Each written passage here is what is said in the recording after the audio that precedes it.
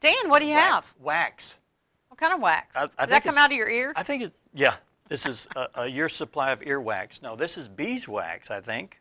And the expert would know. We have excuse me, I about like stumbled over that. Leslie Nichols with us, and you're with Two Trees Honey. But you do more than just produce honey, or like you said earlier, the bees produce the honey. But tell us about, first of all, how did you get interested in bees and raising bees and Well, about all things 5 bees? years ago, I had retired from my position being a civil servant. So I was looking for something to do that was going to have purpose and meaning. And so I was watching a local educational channel, and they had a little blip on about keeping bees. And I thought, you know what, I could do that. And so I just jumped in cold turkey at keeping bees. I hadn't read about them. I hadn't done any studying. I hadn't watched any videos. So I thought, that connected with you, huh? it did. It really Yeah, resonated wow. with me because when I first started doing it, I was terrified. You know, they're buzzy, they're stingy. It hurts to get stung by a bee, Little right? bit, but Were know, were you a little apprehensive to thinking that maybe you would be allergic to a bee sting? No, I mean, everybody's going to have a different reaction to that bee venom. You know, it reacts with your chemistry different. But everybody at some point in their life has probably been stung. Yeah. And unless you've had some type of big reaction that would cause you to be alarmed, there's really probably not a big reason to be alarmed by a bee sting.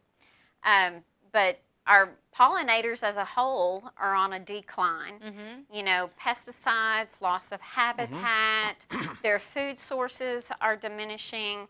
And so beekeeping is really a great way to give back to our ecosystem. They, in essence, are their own little ecosystem. It's a colony, and it's a family. Right. And everybody within that family has a task to do.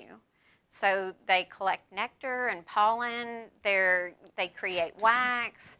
They're self-cleaning. So is this real beeswax? That is real beeswax. Wow. When I extract honey, I save the cappings, I wash the cappings, and then I use a solar melter to polish the wax up and make it look really nice. And then I can use it to make candles. I can use it in lip balms. I can paint it on the frames and give it back to the bees. So they're not having to work as hard doing what they do. Yeah. Beekeeping is really, really critical for our agriculture, for our food supply. 1 in every 3 bites of food we take is directly related to a pollinator. Wow. So, and it's good for our economy. $15 billion a year in food sources are directly related to honeybees. So Who knew? Exactly. You know, so if this is a great family project. If you're looking for something that you can do with the kids, and I know a lot of us this year have had to find other things to get involved in. So we're hiking, we're on the waterways, the lakes, rivers, wherever you're at outdoors, that's where the bees are at too. So if you're looking to do something that's beneficial to your neighbors, to our forest, and to our woodlands, you know, start beekeeping. It's a lot of fun. I build my own boxes. I build my own frames. You paint them. And it doesn't have to be one person working a hive. You know, get your kids involved. It's a really neat scientific thing to get involved they could have their own little personalized box, and they could paint it the way they want to, and absolutely make it individualistic. And it's more than just one. You're going to add boxes through the season. I was going to say, how many hives do you have? I have 20 plus hives currently. When I started 5 years ago, I bought 2 nooks, and this is actually a nook box. So a nook box is 5 frames of bees that has honey, pollen, and brood in it. Can I open it up? Absolutely. How do you open So this it? is kind of how you start? Oh, okay. Yep. Oh. Yeah. So all of those frames in there I've built and put together. And I even brought a frame just to kind of show Go ahead. the drawn wax. Sorry, the proof There- list there sticks you them go. together. Wow. Oh. Oh, Okay. wow. So this one actually has honey in it and pollen in it. And then this one actually has queen cells, drone cells, and worker cells on it. Mm. So Okay. I'm sure as you educate yourself, you know exactly what all that it's- looks like. It's a whole nother language that I had to learn to speak. And this is what it And that's starts just out. an empty. That's how it starts. Uh-huh. And you just buy these This way. is a foundation inside of a frame, and it has a light wax coating on it. Okay. And so as you grow your hives, you add the foundations to those hives. You add boxes. In the spring and early summer, we have a honey flow. That's when everything's blooming and the bees go out and they collect nectar and they collect pollen and they bring that back. And they actually create so much that they're going to have more honey than what they'll actually use. So the So bee- that's when you go and you process or whatever. Yeah, you rob the honey from the bees. So that sounds How and kinda bad and for them. enjoy the nectar. That's what you- yeah, the bees bring that nectar back, and they use bacteria and enzymes in their saliva to actually turn that into honey. And then they'll use their wings. They keep a constant temperature in their hive of Wow, about that's 92 degrees. And so they'll dry that honey before they put the wax cappings on top of it. So that's It's fascinating. Yeah. So if somebody wanted to start out, they could buy one of these plastic bins, I guess. What'd you Yes. call it? It's a nook, A nook. a And then nucleus of bees. This is the doorway for the bees to go in and out of? Correct. Oh, so they know what to do. So if someone was going to start out doing that, then how do you suggest as far as getting bees? I mean, do you have to start with A like nucleus a nucle- or a package of bees. A nucleus is much easier to get started. It's already set up. A package of bees is going to be 3 to 5 pounds of bees with a queen. And then they're going to have to draw that wax before she can start laying. In this particular setup, she is already laying. So you have okay. one queen in the hive. The workers are her daughters, and they actually do all of the work. And then the drones are the male bees, and they're there just to mate with the queen in the spring when they start swarming. So when you buy this, though, you don't get the bees. The bees Yes. are included. Yes. When you buy yeah. the This is actually going to be somewhere in the neighborhood of $185 or so. But you're going to have the wooden boxes ready to go. So what's nice about beekeeping is in the wintertime when the weather isn't so nice and you're looking for a project to do, you can start building your boxes, building your frames, painting, and getting it everything ready for spring. And you get your bees in the spring and you put them in the box, you feed them a little sugar water, and away they go. So where do you get bees? I mean, how do you know? Do you just Google? How do you? Well, we actually have a bee club here in town. It's the okay. Boone County Beekeepers Association, Okay. which I belong to. Okay. And so really everybody, if you're interested in bees, a bee club is a good way to get information. So Gotcha. we're going to help you with where to get your bees, where to look for equipment, and other questions that you're going to have as your apiary becomes established. Okay. Cool. So So it doesn't just leave you. no, Yeah. I mean, literally, when I first started, You were. I was bottom line, didn't have a clue about beekeeping. And I've But, kind of educated myself as Did you time make went some along. mistakes along the way? Of course I did. Do you want to divulge any of that? Well, No. I'll joke and say that the bees, they're apprehensive every time they see me coming because I'm going to Oh. mess something up. Oh, boy. And without a doubt, when you're keeping bees, you're going to do something that is going to be a little bit of chaos in their Oh, okay. world. So they look at you and they go, oh, no, here she comes again. Exactly. So my very first year I started beekeeping, they were booming. It was a Yeah. big population.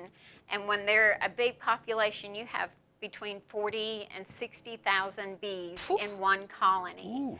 And so I'd had a bucket out there. You sit on a bucket as you're looking through your boxes. Well, I picked up a box and it was really heavy. And I was worried about setting it down on the ground and squishing bees. Right, so yeah. I thought, well, I'll just set it on top of this bucket.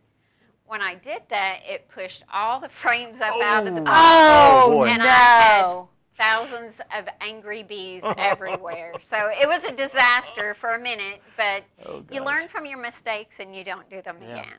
Now, do you? I bet you learned the hard. I can Yes, only that's Yeah, the hard yeah. way. Somebody's wanting to do this kind of thing. Can they do it in town, or do they have? It would be better if they were out in the rural area. Very good question. You can keep bees anywhere. You can keep them on a rooftop. They only need a space about 16 inches by 20 inches because depending on what kind of hive you use, a Langstroth hive builds up. So Oh, okay. they're going to take up more airspace than they're going to take land space. Oh, okay. So I know some cities will have rules or regulations with regard to having an apiary in town. If you have property out of town, you're not. There's no kind of compliance you have to adhere to, other than it's a really good idea if you're keeping bees to register them with the Arkansas State Plant Board, the apiary division. Just because if you have a neighbor, and our bees have been plagued by varroa mites and European foul brood and different things that can make our bees sick. And so if you have a neighbor that has developed something like that in their apiary, the State Plant Board is going to notify you that okay. within so many miles from your location, be aware. Okay. Okay. Wow. And wow. Yeah. Well, I mean, You know, this is like an endless conversation. Yeah, You know, I'm thinking, well, what do you do then? Yeah. You know, how do you? But anyway, we may not want to. That may be another time. You know, we've had segments on with the extension agents, and we bought fruit trees before. And when I ordered some fruit trees, the representative told me, he said, well, you'll need to have a cherry tree if you have an apple tree so that will pollinate. And I'm sure that's because we have bees Exactly. around the place because of that. Well, so. if it weren't for honeybees and some of our other pollinators, our native wildflowers would disappear because there would be no bees pollinating those in order for them to grow and develop and to become flowers someplace else. So our pollinators are a huge factor in our everyday lives. Yeah. And they're declining, as you said. Yes, so they are. We They're don't want to see that disappearing. happen. You even if someone has a swarm, they can call I you. love catching a swarm. Yes. So there are domestic bees, that's bees that we buy, and there are feral bees. And those are the feral bees that I don't know if you've ever seen a swarm in a tree. They're beautiful. Yeah, It yeah. looks like when the wind blows them, it looks like a piece of fabric blowing on the branch. And you can actually take a box and just hit that branch really hard or shake that branch down really hard, and that because they're stuck together, they're hanging on to each other, and that entire swarm will fall into the box. And once the queen goes into the box, everybody else is going to follow her into that box. That's It's amazing. the coolest Yeah, thing yeah. ever. So if you, set up swarm traps. All you have to do is put out a box. There's all kinds of information online about building a swarm box. You bait it with a little lemongrass oil, which imitates the queen's pheromone. Oh. And so when they swarm, they're going to land someplace close by from where they're swarming from. And they're going to send out scout bees, and those scout bees are going to be out looking for the new home where they're going to Wow. Okay. where they're going to end up and land. Cool. Have you ever lost bees I have lost bees. because they don't like the facility and they look for another? Well, there's a Home or- condition within bees that's called colony collapse disorder. And what that means is we really don't know a lot about it, is that we'll go through summer into fall with really strong bees. We'll go into winter, And then when spring comes around, you might find this many bees that had been a really strong population of 60,000 the summer before. And there's just no real explanation as to what is going on that you've lost that hive. So, you know, when you have 20 hives, you think when you lose 1 or 2, it's not going to matter that much. Yeah. Well, it's like honeybees are farming. So if you have honeybees, it's a lot like keeping up with cows. If they're sick, you're going to take care of them. You got to make sure you have enough for them to eat, that there's place for them to roam. And if you lose a cow, you're going to miss that cow. Sure, yeah. You know, either financially or, you know, maybe there was some kind of family attachment to Yeah. that particular one. So a honeybee colony is a lot the same. Okay. So. Very good. I want to mention that I have some of this honey, and it is delicious. Two Trees Farm, Clinton Leslie Nichols. So you have this for sale. I know you'd sold out at one point. I did sell recently, but you do. So will it be when will you rob the hive again? Okay, so typically we have honey flow in spring and early summer. And so when it gets really hot, sometime after the 4th of July, we'll rob bees. We'll take off that extra honey that they've already capped that they're not going to need. And so hopefully, if the weather's good, again, keeping bees is like farming, is you need weather conditions to be good. Right. We need rain when we've been dry, because we can have another honey flow in the fall. So, you know, if you've got friends that are keeping bees, or watch for me on Facebook, and, you know, I put it out there. If I've had a fall honey flow, I'll say, hey, I've got honey available. And it And sells you better out pretty snag fast. it quick. Cool.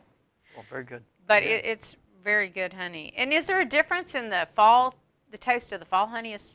It is. It's a little more pungent tasting, I think, in the fall. In the spring, you're going to have more floral tones.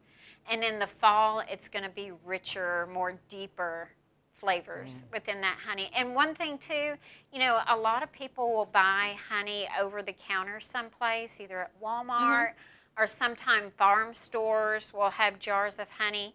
If it says that it's been bottled or labeled or something in a particular area, and it may be a place that we're familiar with, that doesn't necessarily mean that it's local honey. So, like, my honey is local raw honey. Honey that has been sold and repackaged into another, sometimes that honey has been processed, pasteurized, which means it's been superheated or heated, and you're going to lose the nutrients that you wouldn't get, and that you do get in raw honey because it's been heated. And there's big companies that do nothing but make honey, and they don't really give the bees a nutrition. They just give them, like you say, sugar water, right? Which is it processed honey? I really don't know that much about big industry as far as there are big beekeepers. Those that are commercial keepers, they tend to truck their bees to the almond farms in California and places like that.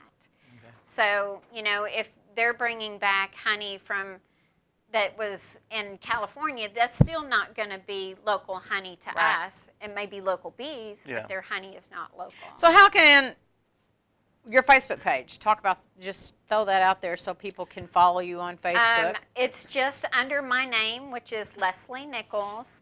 And I'm, you know, of course, I belong to the Boone County Beekeepers Association, so I tend to post a lot of information or pictures about my bees, or if I've been in my hives recently, just because I know when I first started out that sometimes you need that extra little oomph to know that it's going to be okay when you're not really sure what you're doing. And sometimes, you know, by putting information on Facebook, you're going to get positive feedback back. You're going to gain some really good information, and it's a good way to make connections. Cool. Right. That's great. And that's on, you have a Facebook page for the bees, right? I do not. I mean, for the association. Yes, it's the Boone County Beekeepers Association. I think it's Boone County, Arkansas Beekeepers Association. You have to put And Arkansas. Leslie Nichols, it's Nichols. Correct. Spelling of Nichols, so you can look her up. Very, very interesting. Look her very up on informative. Facebook Yeah. and watch Do you her. still use this? I do. Good. That's a good swarm catching box. Okay. Good. And if you have a swarm, I'm sure she would love Yeah, to give call me a her. call. Her Yeah, number's she'll- up there on the screen. Thanks, Leslie. Appreciate Thank it. you. Maybe we'll have you come back. I would love to. I'd like to come out and maybe shoot some video of you. Oh, I I think would that would be love awesome. That would I be fun. love having people out to the farm. Okay. Yes, All right. absolutely. Cool. Thank you so much for being Thank here. you. It's my pleasure. We're going to take a quick break, and when we come back, we'll talk with Wanda. She's got a kitten with her today, and we'll find out all about the kitten in just a couple minutes. Stay with us.